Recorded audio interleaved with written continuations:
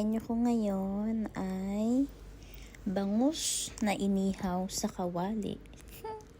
I-try ko lang since na-try ko to sa kulig ko. Doon ako kumain sa kanila ng dinner and naparami talaga ako ng rice. Kung sino man siya, shout out sa'yo kung makikita mo man tong video ko. Alam mo na kung sino ka. Okay.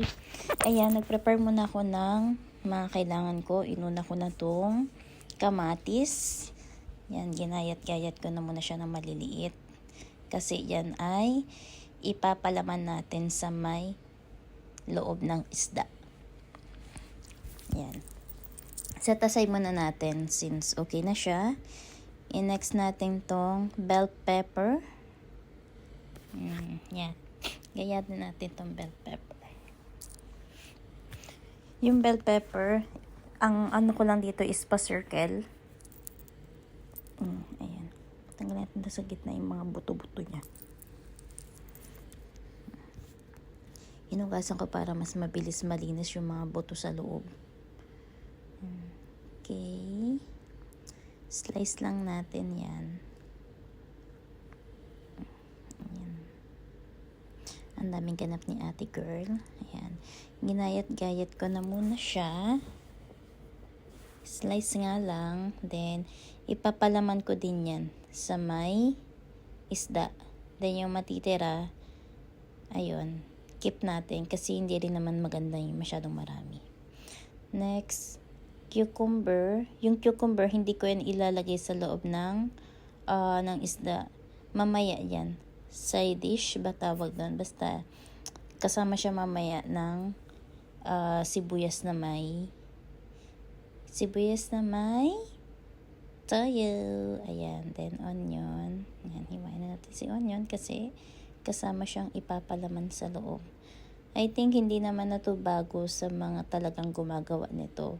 Pero, shinare ko lang yung video ko sa mga nag-iisip kung ano yung uulamin ngayon. Kung makikita mo may yung video ko, pwede mo tong gayahin. And mabilis lang naman to lutuin. It will take like 30 to 45 minutes. Depende sa apoy nyo.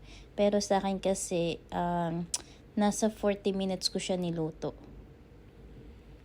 Para syempre sure ako na naluto talaga siya. Yan, palaman na natin yung mga hiniwa nating sibuyas at kamatis. Syempre, lalagyan din natin yan ng pampalasa. Lagyan natin siya ng salt and pepper. Yan. Mekas. Okay, for the massage. Okay, after nyan, masarap sana yan kung meron pa siyang white onion para manamis-namis. Pero ang nilagay ko na lang kasi is yung red. Pinalaman ko siya sa loob.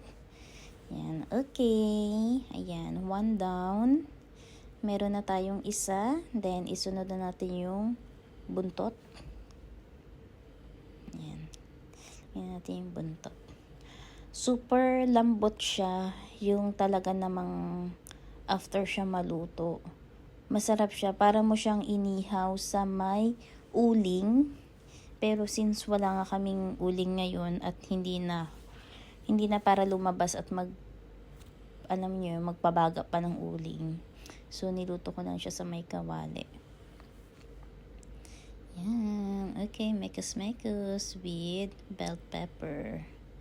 After nyan, toyo. Actually, yung isa, hindi ko siya nalagyan ng toyo. Pero itong isa, nilagyan ko siya ng toyo pampalasa. Pero little lang kasi may asin naman na yan. Okay. Okay na to. Iluto na natin siya sa may kawali. Yung ready na natin siya. After 30 to 40 minutes, wag nating i-less than 30 para sure na maluluto siya. At least mag-more than siya. Ginawa ko siyang 40 minutes to make sure na luto talaga yung loob niya. Kasi hindi ko naman nakikita yung loob kasi nga naka-foil. Okay, this is it. Nag-prepare na rin ako ng toyo with onion. Tas yung kamatis na natira at saka yung ginayat ko na cucumber. Yan, may additional akong french fries dyan. Okay. Sarap. Okay. Tignan nyo naman kung gaano siya kalambot. Naluto talaga siya sa loob. So, sarap ng tiyan. Ayan, taob na naman ang ating kaldero. Okay, thank you so much for watching. I hope you like my video. Bye-bye.